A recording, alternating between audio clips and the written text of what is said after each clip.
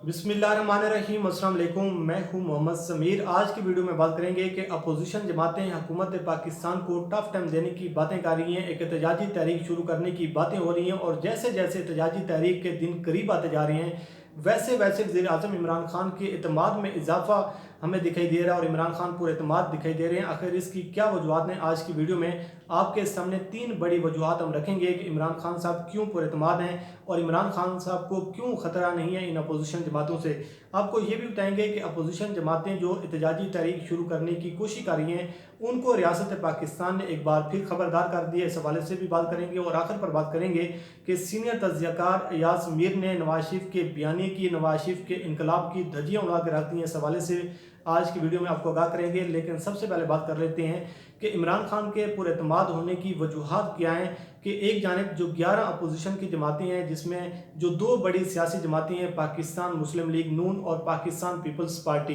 इन दो जमातों के आसरे पर और भरोसे पर जो छोटी मोटी जमातें हैं वो अब हुकूमत पाकिस्तान के खिलाफ एक एहतजाजी तहरीक शुरू करने की कोशिश कर रही हैं और एक हुकूमत को टफ टाइम देने की बातें की जा रही हैं। लेकिन इस हवाले से जो पहली हमें एक वजह नज़र आती है कि इमरान खान साहब क्यों पुरएतमाद हैं, वो है जो अपोजिशन जमातों में जो एतमाद का जो फुकदान है, जिसकी वजह से जब से इमरान खान की हुकूमत आई, अब 2018 से 2020 के दौरानियों को देखें तो अपोजिशन जमातें कई बार ये कोशिश कर चुकी हैं कि इमरान खान की हुकूमत को घर भेजा जाए, इमरान खान की हुकूमत का खात्मा किया जाए। और इस हवाले से आप देखते हैं कि अक्सर औकात आपको प्लान्स भी नज़र आती हैं, कभी आपको APC का जाल आपको नज़र आता है, कभी आपको लॉन्ग मार्च नज़र आती हैं, कभी आपको अपोजिशन जमातों की जानिब से एक शोर शराबा नज़र आता है, लेकिन ये एक पेज पर इकट्ठी नहीं हो पाती। और ये जो एतमाद का फुकदान है कि जो दो बड़ी सियासी जमातें हैं पाकिस्तान मुस्लिम लीग नून और पाकिस्तान पीपल्स पार्टी, ये दो जमातें एक दूसरे पर कभी भरोसा नहीं कर सकती, एक दूसरे पर कभी एतमाद नहीं कर सकती। उसकी वजह यह है कि जो नवाज शरीफ का बयानी है और जिस तरीके से नवाज शरीफ का जो मासी है, आपको अच्छी तरह अंदाज़ा है कि जो मासी में जिस तरीके से इनके जो एक एग्रीमेंट साइन होता है, जिस तरीके से ये दोनों जमातें ये दावा करती हैं कि हम एक पेज पर इकट्ठे होकर अब हम जमहूरियत की जंग लड़ेंगे, लेकिन वक्त आने पर फिर एक दूसरे को धोखा दे देते हैं, फिर एक दूसरे के खिलाफ ये साजिशें करती हैं, एक दूसरे के खिलाफ फिर अदालतों में चले जाते हैं। तो इस हवाले से अब भी ये क्यासरें की जा रही हैं कि ये जो अपोजिशन जमातों में जो एतमाद का फुकदान है, मौलाना फजल रहमान है तो वो मुस्लिम लीग नून पर एतमाद नहीं करते, पीपल्स पार्टी जो है वो भी मुस्लिम लीग नून पर एतमाद नहीं करती, और बाकी जो जमातें हैं उनके पास इतनी अफरादी कुव्वत नहीं है कि वो हुकूमत को टफ टाइम दें। लेकिन इस हवाले से अब भी ये बातें की जा रही हैं, अब भी ये दावे किए जा रहे हैं कि जो अपोजिशन जमातें हुकूमत पाकिस्तान को टफ टाइम देने की बातें कर रही हैं, जो कह रही हैं कि हम लॉन्ग मार्च करेंगे, और जिस तरीके से मरीम नवाज़ और नवाज शरीफ के जो खिताबात आपको सुनने को मिल रहे हैं, लेकिन सारी सूरत हाल के पेश नज़र जिस तरीके से ख्वाजा आसिफ के बयान सामने आए आसिफ अली जरदारी के हवाले से, और फिर आसिफ अली जरदारी के जो बयान सामने आए ख्वाजा आसिफ के हवाले से,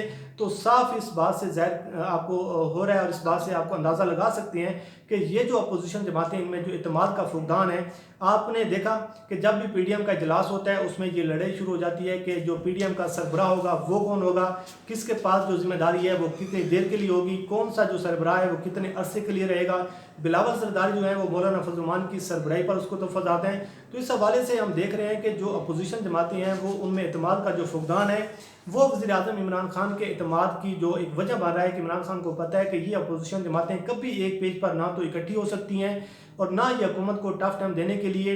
ये एक पेज पर इकट्ठे होकर ये असम्बलियों से इस्तीफ़ा देंगे। और इनके सामने जब ज़ाती मफादात जो आड़े आ जाती हैं, जब इन पर हावी हो जाती हैं, तो जब इनके ज़ाती मफादात को ठेस पहुँचने लगती है, तो फिर जो अपोजिशन की जमातें हैं वो फिर अपनी जंग लड़ने में मसरूफ़ अमल हो जाती हैं। तो इस वजह से ये बात अब की जा रही है कि जो पहली वजह यह है कि जो अपोजिशन जमातों में जो एतमाद का जो फुकदान है, ये ना तो एक पेज पर इकट्ठी होंगी, ना हुकूमत मुखालिफ कोई तहरीक चलेगी, ना ही ये जनाब असम्बलियों से इस्तीफ़ा देंगे। अगर बिलफर्ज ये लॉन्ग मार्च करते भी हैं, इस्तीफ़ा भी देते हैं, तो फिर ये नई जंग एक छिड़ जाएगी कि जी ये जो क्रेडिट की जो बात की जाती है कि इसकी सरबराही कौन करेगा। अब आप सोच सकते हैं कि जो पाकिस्तान पीपल्स पार्टी है वो ये इस मकाम पर जा सकती है कि वो सारा क्रेडिट जो है वो नवाज शरीफ को दे दे, मरीम नवाज को दे दे, या मौलाना फजल रहमान है वो भी क्या सारी जो एक गेम है वो नवाज शरीफ के पलड़े में डाल सकते हैं, ऐसा कभी नहीं हो सकता। तो इस हवाले से एतमाद का जो फुकदान है वो अपोजिशन जमातों को एक पेज पर इकट्ठा होने नहीं दे रहा, जिसकी वजह से इमरान खान जो है वो पूरे एतमाद है, उनको पता है कि मेरी हुकूमत को कोई ख़तरा नहीं हो सकता। दूसरी वजह जो हमें नज़र आती है वो है सिविल मिलिट्री जो तल्लुकात हैं वो बड़े खुशगवार माहौल में जारी हैं और जिस तरीके से जो पाकिस्तान की जो मिलिट्री लीडरशिप है और जिस तरीके से अस्करी क़यादत है और जो पाकिस्तान की सियासी क़यादत है वो एक पेज पर इकट्ठे होकर पाकिस्तान के मसाइल को हल करने की कोशिश कर रहे हैं। और कहीं से भी आपको नज़र नहीं आता कि जो पाकिस्तान की फ़ौज और हुकूमत पाकिस्तान के जो मामला जो हैं वो ख़राब हों और वो फिर एक दूसरे के खिलाफ किसी को इस्तेमाल करने की कोशिश करें। तो मसला यहाँ पर आ जाता है कि जब आपके पास एस्टेब्लिशमेंट भी आपके साथ नहीं है,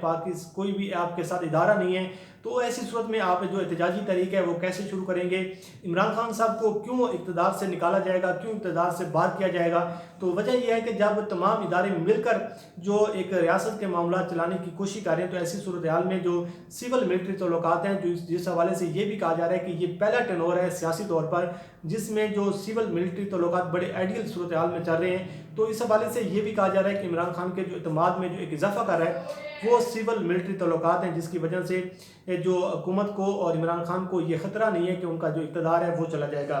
तीसरी वजह में ये नज़र आती है कि जो नवाज शरीफ का जो बयानी है, जो रियासत मुखालिफ बयानी है, जिस तरीके से अवाम को फ़ौज के ख़िलाफ़ उकसाने के लिए, फ़ौज के ख़िलाफ़ और पाकिस्तान के रियासी इदारों के ख़िलाफ़ लोगों को इश्तियाल दिलवाने के लिए अब तकरीरें की जा रही हैं। मरीम नवाज़ साहब के आप स्पीचेस को उठाकर देख लें,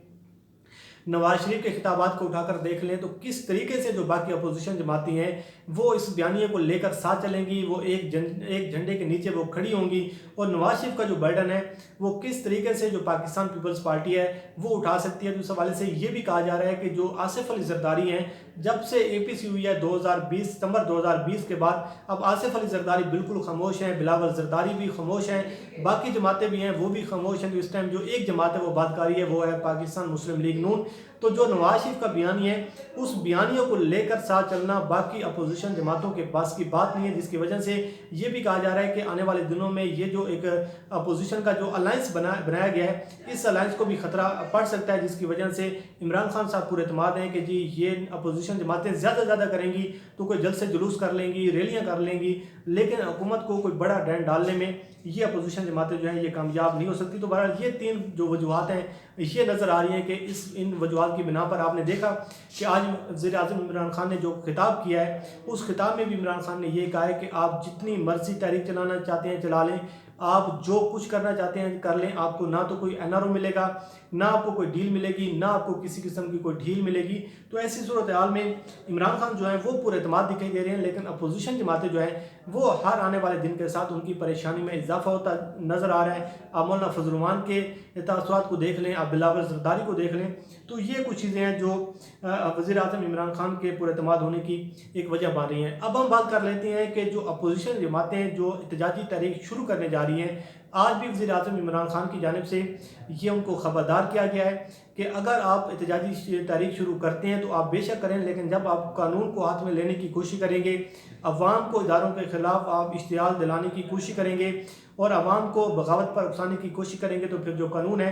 वो हरकत में आएगा, आपको जेलों में भी भेजा जाएगा, आपके खिलाफ मुकदमात भी बनाए जाएंगे और फिर आपको कानून का सामना भी करना पड़ेगा। ये नहीं हो सकता कि आप लंदन में बैठकर पाकिस्तान के रियासी इदारों को बदनाम करने की कोशिश करें, आप भारत के एजेंडे को बेचने की कोशिश करें और फिर आप कहें कि हम इनकलाब लेकर आना चाहते हैं। तो ऐसा नहीं होगा। आप एहतजाज करना है बेशक करें, आपने मूवमेंट चलानी है बेशक चलाएं, अगर कानून को हाथ में लेने की कोशिश की जाएगी तो फिर उसका रद्द अमल का भी आपको सामना करना पड़ेगा। इसी तरीके से आपके इल्म में है कि वज़ीर दाखिला ने भी 1-2 रोज़ कबल ये बयान उन्होंने दिया, उनकी जानिब से ये बयान सामने आया था कि अगर जो अपोजिशन जमातें हैं वो पाकिस्तान की अवाम को इदारों के ख़िलाफ़ उकसाने के हवाले से ये इक़दाम करेंगे, तकरीरें करेंगे, लोगों को इश्तियाल दिलवाएंगे, तो फिर उनके खिलाफ मुकदमात बनाए जाएंगे, उनके खिलाफ जो रियासत है वो एक्शन में आएगी। अब आखिर पर बात कर लेते हैं कि इयास मीर साहब ने आज अपने प्रोग्राम में नवाज शरीफ के बयानिए की, जो खुद सख्त इनकलाबी लीडर बन चुके हैं, उनकी धुलाई की है अच्छे तरीके से और उनकी जो एक इनकलाब की धज्जियां उड़ाई हैं। उन्होंने ये कहा है कि नवाज शरीफ जो कहता है कि जी फ़ौज को जो सबसे बड़ा जो नवाज शरीफ को पाकिस्तान की फ़ौज से मसला ये है कि नवाज शरीफ ये चाहते हैं कि पाकिस्तान की जो फ़ौज है उसको सिरे से ख़त्म कर दें और ये जो फ़ौज है ये फ़ौज जो है ये पुलिस का काम करे, ताकि उसके बाद नवाज शरीफ जो दिल चाहे वो करे, जो नवाज शरीफ उनसे काम लेना चाहे वो करे। और नवाज शरीफ तो ये कहते हैं कि पाकिस्तान की फ़ौज को बिल्कुल बर्खास्त करके रख दिया जाए और हिंदुस्तान की फ़ौज के जो दस्ते हैं वो पाकिस्तान में लगा दिए जाएँ। और जो एक फ़ौज का जो बचा खुचा जो एक निज़ाम है वो एक आईजी लेवल का निज़ाम हो, जिसके तहत फिर जिस पे मुकदमात बनवाने हो, जिसको इक़्तिदार से निकालना हो, जिसको इंटर करना हो, उससे फिर फ़ायदा उठाया जा सकता है। तो फिर नवाज शरीफ जो हैं वो फिर वो इदारों के हक़ में बात करेंगे, अदरवाइज़ वो लंदन में बैठ कर अब वो ये सूरत हाल हो गई है कि पाकिस्तान के 3 बार का जो वज़ीर आज़म है वो पाकिस्तान के रियासी इदारों के ख़िलाफ़ भारत की ज़बान बोलने की कोशिश कर रहा है। तो ये कौन सा इनकलाब है, ये कौन सी जमहूरियत है, ये कौन सा वोट को इज़्ज़त दो का नारा लगाया जा रहा है। और वो कह रहे हैं कि नवाज शरीफ की जो एक सलाहियत है और शहबाज शरीफ की, वो ये है कि वो जो पाकिस्तान के रियासी इदारे हैं उनके सामने और उनके जो अफसरान हैं, जो उनके जो सरबराहान हैं, उनके सामने बैठकर उनमें बात करने की इतनी सख्त नहीं है कि वो मामलात को डिस्कस करें, उनके साथ मामला तय करें। और फिर कभी डॉन लीक्स आ जाती है, फिर कभी मुशाहिदुल्लाह से बयान दिलवाया जाता है, फिर उसको फारिग कर दिया जाता है। तो फिर इसी तरीके से कभी परवेज़ रशीद से बयान दिलवाया जाता है, फिर उसको फारिग कर दिया जाता है। तो असल में ये है कि नवाज शरीफ जो है वो कौम को सच नहीं बताना चाहते, बल्कि उनको सिर्फ इस बात का दुख है, इस बात की तकलीफ़ है कि उनको इक़्तिदार से अवाम ने क्यों निकाला है, इमरान खान को इक़्तिदार में अवाम जो है वो क्यों लेकर आई है। तो ये जो दुख है ये नवाज शरीफ को लेकर बैठ गया है। ना तो कोई इनकलाब है, ना कोई नवाज शरीफ वोट को इज़्ज़त देने की बात कर रहे हैं, बल्कि वो तो सिर्फ ये मौका ढूंढने की कोशिश कर रहे हैं कि उनको दोबारा इक़्तिदार में लाया जाए। अगर वो नवाज शरीफ जो है वो दोबारा इक़्तिदार में आते हैं तो फिर भी वही काम करेंगे जो वो पहले करके गए हैं। बहरहाल ये थी सारी सूरत हाल जिससे हमने आपको कहा कि अल्लाह करीम आपका आमीन नासिर हो। मुझे दीजिए इजाज़त, अल्लाह हाफ़िज़।